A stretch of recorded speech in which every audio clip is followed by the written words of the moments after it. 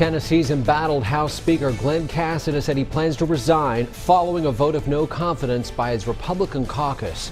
Good evening, I'm Josh Smith. Sarah Diamond's off tonight. Casada announced the decision this morning after weeks of turmoil in the wake of revelations that he exchanged text messages containing sexually explicit language about women with his former chief of staff several years ago.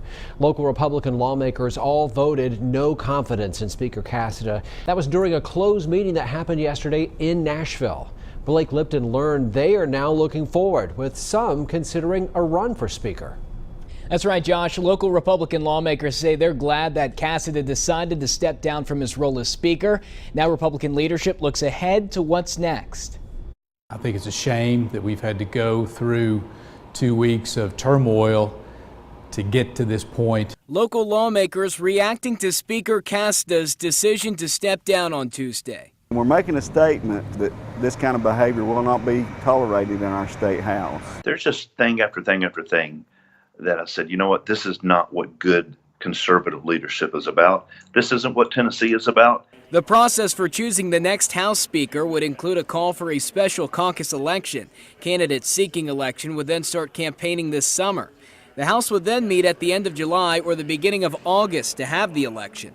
Once that's complete, the House could move forward with a special session to name the next House Speaker, which would need to be called by the governor, or could wait until January for the House Speaker to be sworn in. If it was up to me, I would say let's allow Bill Dunn, our Speaker pro tem, to finish out the 111th General Assembly and then have a caucus election. Representative Holsclaw says he sees several qualified candidates, including Curtis Johnson, Cameron Sexton, Mike Carter, and David Hawk. We asked Hawk Tuesday whether he would run for House Speaker. I'm not. I ran for the Speaker's position last November, because I knew a Casada speakership would be a nightmare, and that's exactly what it has been. Another name to watch, Matthew Hill of Jonesboro. The Republican is currently the deputy speaker. He told News Channel 11 he'll announce his decision on a potential run for Speaker very soon.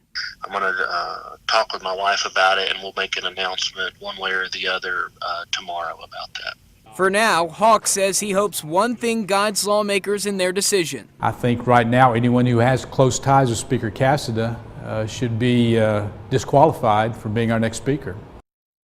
One other note from Hawk, he says Speaker Casada taking a vacation and then deciding what his resignation plans are isn't good enough. He believes the speaker should resign immediately so the state can move on.